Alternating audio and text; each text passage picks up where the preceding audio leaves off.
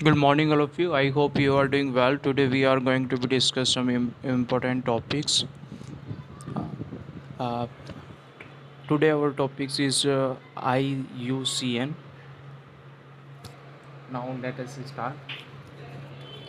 IUCN stand for the International Union for the Conservation of Nature, an organization which work toward the global conservation of plants, animals and habitat. देखिए यूएनसीएन की अगर आप full form देखते हैं तो इसकी जो फुल फॉर्म होती है वो होती है international union for the conservation of nature, यानी कि इसका जो वर्क है ये एक तरीके की ऑर्गेनाइजेशन है और ये जो वर्क करती है वो क्या करती है, कंजर्वेशन करने का काम करती है। प्लांट्स को कंजर्वेशन करने का, एनिमल्स को कंजर्वेशन करने का और उनके जो एनिमल्स और प्लांट्स के जो हैबिटेट्स जो होते हैं, ठीक है, उनको कंजर्व करने का जो वर्क जो दिया गया है वो किसको दिया गया है, एक संस्था बनाई गई है, एक ऑर्गेनाइजेशन बनाई गई है, जिस ऑर्गेनाइजेशन का नाम क्या है, IUCN। अब ये यहाँ पर देखिए, in encourage initiate and assist the various conservation society throughout the world, founded in 1948 में ये बनाई गई थी और जेनेवा में जो स्विट्ज़रलैंड के अंदर है वहाँ पर ये बनाई गई है। It consist of 83 working state इसमें है, 108 गवर्नमेंट एजेंसी इसमें है, 766 NGO इसमें है, 81 इंटरनेशनल ऑर्गेनाइजेशन इसके अंदर प्रेजेंट हैं और 10,000 साइंटिस्ट भी इसके अंदर है वर्ल्ड वाइड, अगर आप देखते हैं। देखिए जैसे कि मैंने बताया कि IUCN जो होती है आपकी मेंटेन ए रेड लिस्ट, जिसके पास एक रेड लिस्ट होती है उस चीज़ को मेंटेन करने का वर्क भी जो होता है वो IUCN के पास होता है। और इसमें which is a compilation of endangers wild life species, यानी कि इसमें क्या होता है कि जो रेड लिस्ट होती है उसमें यहाँ पर लिस्ट होती है एक तरीके की ये, और जिसमें जो आपके एंडेंजर्स वाइल्ड लाइफ स्पीसीज जो होते हैं वो इसमें उनके नाम लिखे होते हैं। It also maintain A red data book, और IUCN का ही काम है कि वो क्या करती है कि जो रेड डाटा बुक होती है उस चीज़ को भी मेंटेन करती है। और जो ये रेड डाटा बुक जो होती है ये आपको क्या बताती है, प्रोवाइड करती है data on population status of the species, ठीक है, जो including in the red list. Already जो रेड लिस्ट में जो आपकी जो है इंक्लूडेड होती है उन्हीं के बारे में आपकी क्या होती है, बता देती है, आपको इन्फॉर्मेशन देती है एक तरीके से। तो यहाँ पर आप देखते हैं इसमें जो आपकी जो फर्स्ट रेड डाटा बुक जो हुई थी एनिमल्स की जो आई थी वो 1991 में आई थी। आप यहाँ पर इमेज भी देख पा रहे हैं, ठीक है।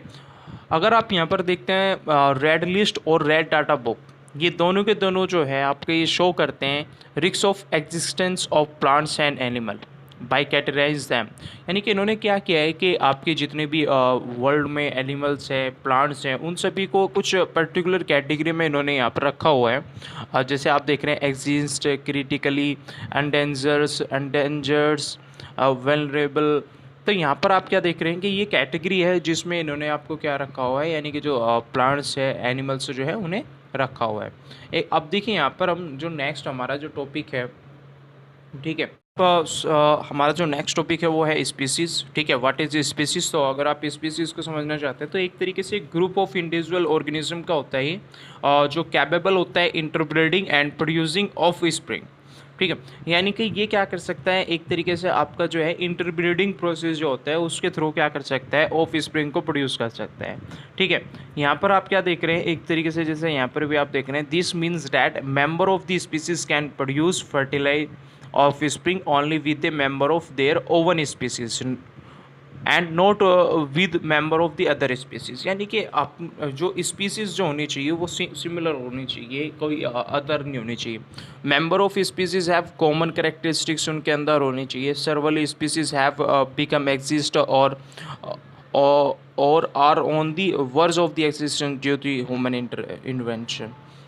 यहाँ पर आपने देखा कि स्पीसीज जो है एक तरीके से आप यहाँ पर ये कह सकते हैं कि इंडिविजुअल ऑर्गेनिज्म होना चाहिए, ठीक है, और जो कैपेबल हो इंटरब्रीडिंग करने के लिए और जो प्रोड्यूस कर सकता हो ऑफ स्प्रिंग, ठीक है। तो यहाँ पर हम आगे मूव करते हैं। देखिए यहाँ पर सबसे पहले जो आपको बताया, यहाँ पर बताया गया है एंडेंजर स्पीसीज। तो देखिए यहाँ पर एंडेंजर स्पीसीज क्या होता है, endangered species refer to a group of those organism, यानी कि ये किस चीज़ को रिफर करेगा, किस टाइप के ऑर्गेनिज्म को रिफर करेगा, वो हम देखते हैं। Which are at the risk of become exist, यानी कि अब जो क्या है आने वाले टाइम में, ठीक है, वो क्या है, एक तरीके से खतरे में है। They may be endangers due to many factor, बहुत सारे फैक्टर यहाँ पर हो सकते हैं। Most important of which may be climate condition आपकी हो सकती है। Steps are being taken by different country to protect this species, तो यहाँ पर हर एक जो डिफरेंट कंट्री है उन्होंने क्या किया हुआ है, इन सभी को कंजर्व करने के लिए डिफरेंट जो है स्टेप उठा रहे हैं। कंप्लीट बैन ऑन हंटिंग, और इन्हें बचाने के लिए क्या किया हुआ है कि कंट्री ने भाई हंटिंग जो होते हैं उन्हें बिल्कुल बैन किया हुआ है। प्रोटेक्टिंग नेचुरल हैबिटेट, और प्रोटेक्टिंग करने की कोशिश की गई है कि जितने भी नेचुरल हैबिटेट है, ठीक है, इन सभी को कंजर्व करने की, जिससे कि ये जो स्पीसीज़ है आने वाले टाइम में इन्हें हम क्या कर सके, कंजर्व कर सके, ठीक है। तो यहाँ पर आपने देखा कि ये आपका जो होता है एंडेंजर्ड स्पीसीज क्या होता है, एक तरीके से जो आने वाले टाइम में क्या हो सकते हैं, खतरे में आ सकते हैं, यानी कि उनकी जो जाति है वो क्या हो सकती है, विलुप्त हो सकती है।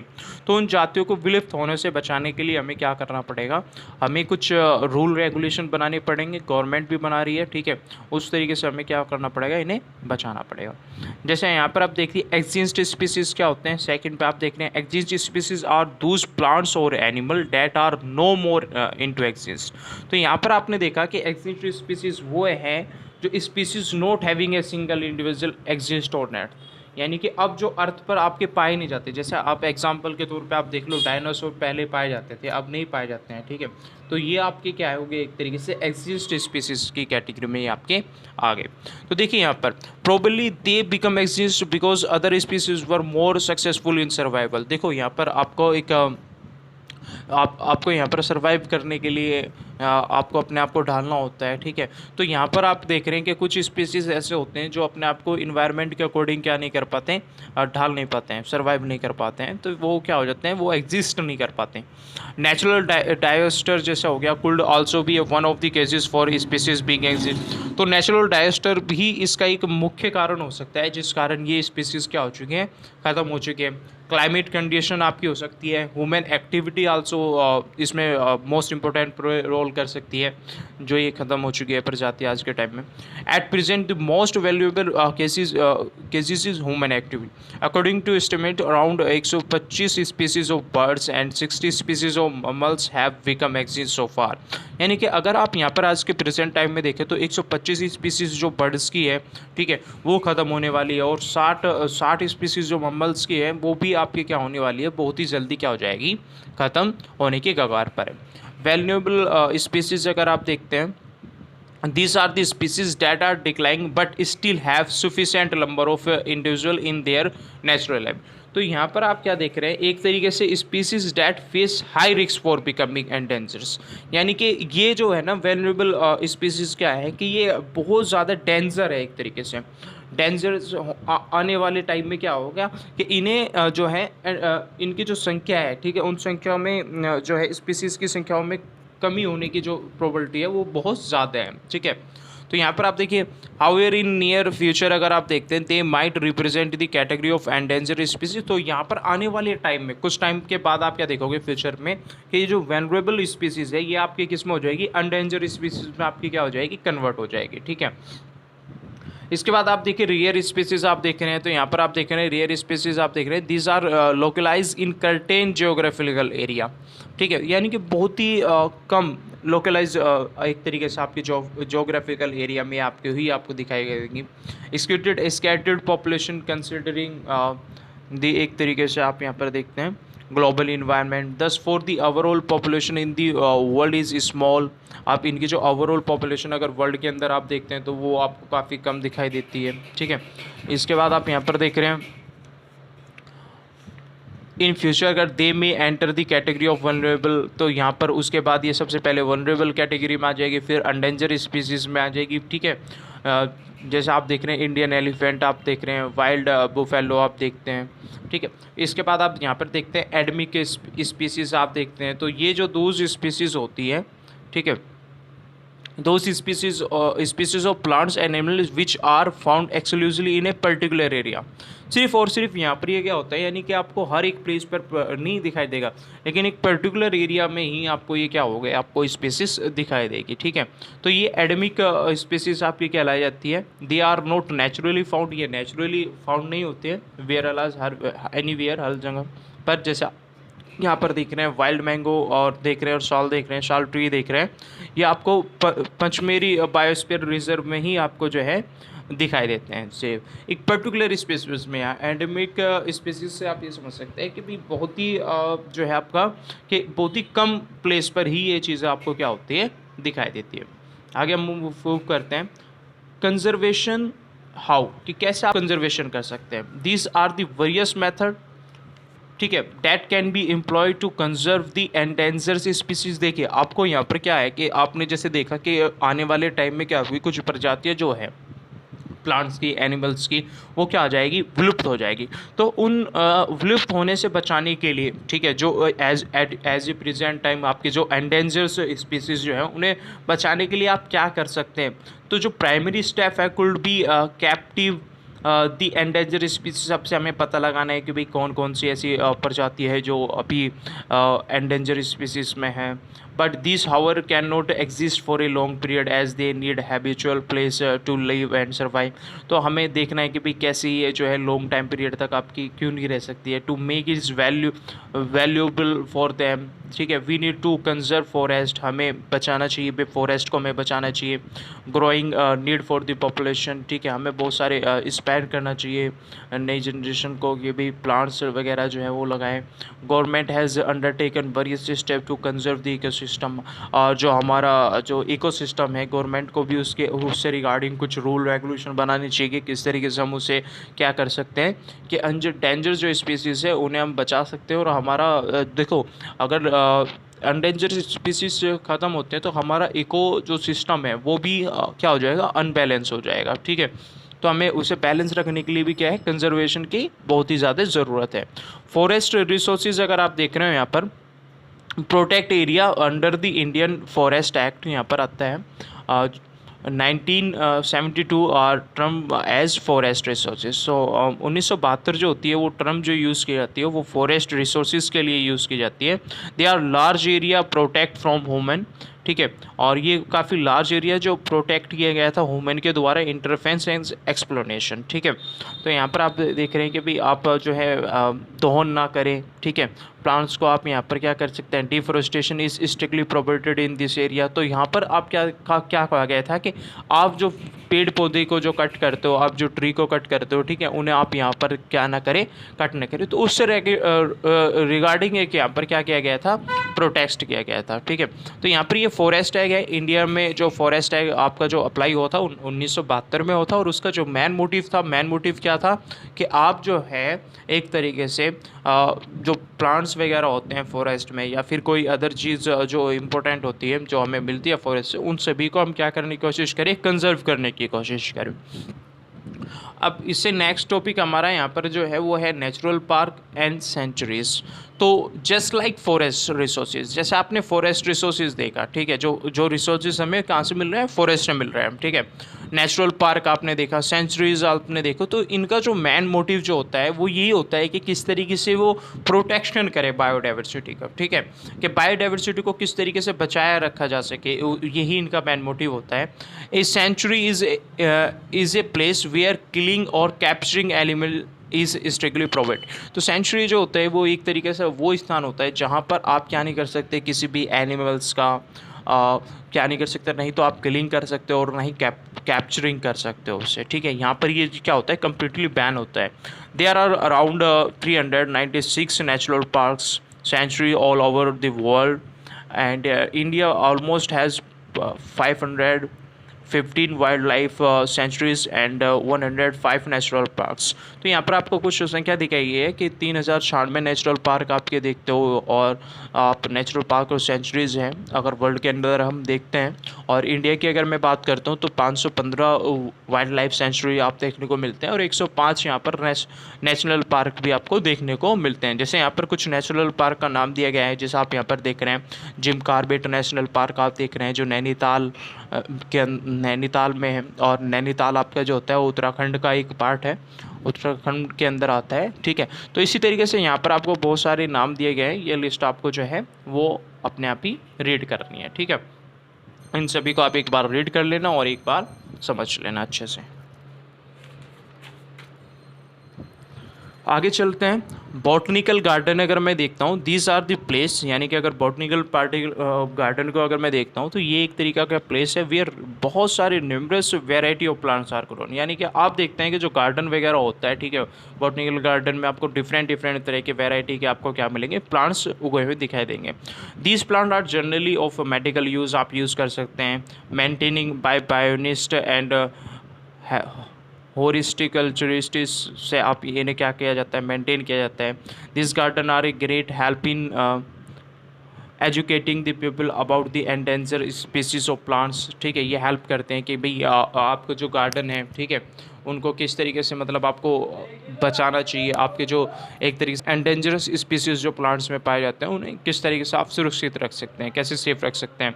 सीड बैंक आप देख रहे हैं, seed are the dried and deep frozen to the store in a seed bank. By doing so many variety of seed can last for the century। आप यहाँ पर क्या कर सकते हैं, जो सीड बैंक है उसमें आप अच्छे से अच्छी क्वालिटी के यहाँ पर क्या रख सकते हैं, डिफरेंट से डिफरेंट आप क्या कर सकते हैं, यहाँ पर सीड को इकट्ठा करके रख सकते हैं। ठीक है, यहाँ पर आप most of the seed store there including crop plants के लिए आपको यहाँ पर क्या करते हैं, स्टोर किए जाते हैं। तो जूलॉजिकल पार्क आप देख रहे हैं, जू इज़ द प्लेस फ्रिक्वेंशियल विजिट्स। आपने देखा होगा कि जू एक ऐसा प्लेस होता है, ठीक है, जहाँ पर लोग क्या करते रहते हैं, लगातार जाते रहते हैं। ठीक है, और the plants and animal are kept here in natural kind of and. तो यहाँ पर जो रखे जाते हैं प्लांट्स और जो एनिमल होते हैं, और यहाँ पर जो रखे जाते हैं एक तरीके से नेचुरल तरीके से आपके यहाँ पर रखे जाते हैं। Many zoo try to breed endangered species and take good care for. तो यहाँ पर जो होते हैं, तो बहुत सारे जो जू प्लेस जो होते हैं वो क्या करते हैं कि जो आपके ट्राई करने की कोशिश करते हैं कि जो एंडेंजर स्पीसीज है उनकी वो ज़्यादा से ज़्यादा क्या करें, उनकी जो ब्रीड हैं उनकी केयर करें। ठीक है, different between natural park and जू, इन दोनों में क्या डिफरेंट है। देखिए, natural park wild animals live in their natural habitat. Natural में पार्क में आप देखेंगे कि जो वाइल्ड एनिमल होते हैं वो वहाँ पर अपना घर बना के रहते हैं एंड यूज़ नेचुरल रिसोर्सेज ही वो यूज़ करते हैं नेचुरल पार्क में अगर आप देखते हैं। लेकिन वेयर एज इन जू में अगर आप देखते हैं तो wild animals are kept in cage. तो आपने देखा होगा कि आपके केज जो होते हैं, आप जू प्लेस में गए हो तो वहाँ पर उन्हें क्या किया जाता है, कैद करके रखा जाता है। ठीक है, पर्टिकुलर उसमें। ठीक है, तो यहाँ पर आपका यही क्या होता है, इन दोनों में डिफरेंस होता है। नेचुरल पार्क में आपका क्या होगा, वो आज़ादी से क्या कर सकते हैं, कहीं पर भी घूम सकते हैं। लेकिन आपका जो जू होता है उसमें वो हर एक प्लेस पर क्या नहीं कर सकते, मूव नहीं कर सकते। ठीक है, हंटिंग रेगुलेशन अगर आप देखते हैं यहाँ पे, तो strict law are needed to regulate hunting और poaching of animals. Hunting of endangered species should be ban. आपके यहाँ पर भाई आपने देखा कि हंटिंग रूल बनाए जाते हैं कि भाई जिससे कि आप क्या ना कर सके, किसी भी एनिमल्स वगैरह को आप क्या ना कर सकते, किलिंग ना कर सके, कैप्चरिंग ना कर सके एक तरीके से। ठीक है, और जो स्पीसीज़ बहुत ही ज़्यादा एंडेंजरस स्पीसीज़ जो हैं, ठीक है, उन्हें आप हंटिंग ना कर सके। डिस्ट्रक्शन जो आपके जो नेचुरल हैबिटेट्स है वाइल्ड एनिमल के लिए, उन्हें आप ब्रेक ना कर सके, तोड़ ना सके। ठीक है, तो कैप्टिव ब्रीडिंग आप यहाँ पे देखते हैं, breeding wild animal in captive has save some species from existence. ठीक है, तो यहाँ पर आपने देखा क्या कि ब्रीडिंग जो होते हैं, जो वाइल्ड एनिमल्स होते हैं उनको कैप्टिव करता है कि किस तरीके से आप सम स्पीसीज को क्या कर सकते हैं, एग्जिस्ट कर सकते हैं, सेव कर सकते हैं। ठीक है, ठीक है, तो यहाँ पर आप देख रहे हैं Garhwal hills, lion in Gir forest, gharial in Nandankanan zoological park in Odisha आप देख रहे हैं। Wild breeding project in India अगर आप देख रहे हैं, government of India has started करती है some breeding project to save the endangered species. यानी कि मैन मोटिव अगर आप यहाँ पर देख रहे हैं तो आप ये देख रहे हैं कि किस तरीके से आपको यहाँ पर क्या किया जा सकता है कि जो एंडेंजर्ड स्पीसीज है उन्हें किस तरीके से आप जो है बचा सकते हैं। अब देखिए बहुत सारे जो है आपके यहाँ पर देखते हैं कि प्रोजेक्ट भी चलाए जाते हैं कि जिससे कि सेव किया जा सके। जैसे आप यहाँ पर देख रहे हैं टाइगर प्रोजेक्ट आप यहाँ पर देखते हैं, तो project tiger was launch in 1973 में इसे लॉन्च किया गया था, और इसका जो मैन मोटिव था वो ये था कि किस तरीके से आप जो है टाइगर को किलिंग करने से जो है रोक पाए। ठीक है, और दिस प्रोजेक्ट आप यहाँ पर देखते हैं 28 tiger reserve have been stabilize in it. तो 28 जो टाइगर रिजर्व्स हैं, ठीक है, वो यहाँ पर स्टेबलाइज किए गए थे इंडिया के अंदर। गिरलोयन प्रोजेक्ट आप देख रहे हैं, तो ये यहाँ पर इनका मेन मोटिव क्या है भाई? देखो, प्रोजेक्ट टाइगर का मीन्स मेन मोटिव है कि आप किस तरीके से टाइगर को कंजर्व करें। गिर लोयन प्रोजेक्ट का है कि आप लोयन को किस तरीके से जाए। तो यहाँ पर आप देख रहे हैं ये जो स्टेबलाइज हुआ था वो 1972 में हुआ था आपका गिर लोयन प्रोजेक्ट। और इसका जो मेन मोटिव था वो क्या था कि आपका जो है किस तरीके से आपके एस्टिक्स जो लोयन होते हैं उन्हें किस तरीके से बचाया जाए, ठीक है। गुजरात के अंदर ये गुजरात गवर्नमेंट ने क्या किया था, अप्लाई किया था। माइग्रेशन देखिए, when animal move in masses to a different habitat owing to climate change. अगर क्लाइमेट चेंज होता है, क्लाइमेट चेंज होने के बाद आपके जो एनिमल्स वगैरह हैं वो क्या कर जाते हैं, एक प्लेस से किसी दूसरे प्लेस पे चले जाते हैं, तो उन्हें क्या बोलते हैं, माइग्रेशन बोलते हैं एक तरीके से। It is said to be migration. Migration is done mainly for sake of reproduction, ठीक है। Seeking food and water is although another cases of migration. देखो, माइग्रेशन के पीछे बहुत सारे रीजन हो सकते हैं, ठीक है। तो उन सभी रीज़न के कारण वहाँ पर क्या कर सकते हैं कि कोई भी अगर आपकी स्पीसीज़ है, ठीक है, वो स्पीसीज़ क्या कर सकती है, एक पर्टिकुलर प्लेस से किसी दूसरे पर्टिकुलर प्लेस पर क्या कर सकती है, मूव कर सकती है।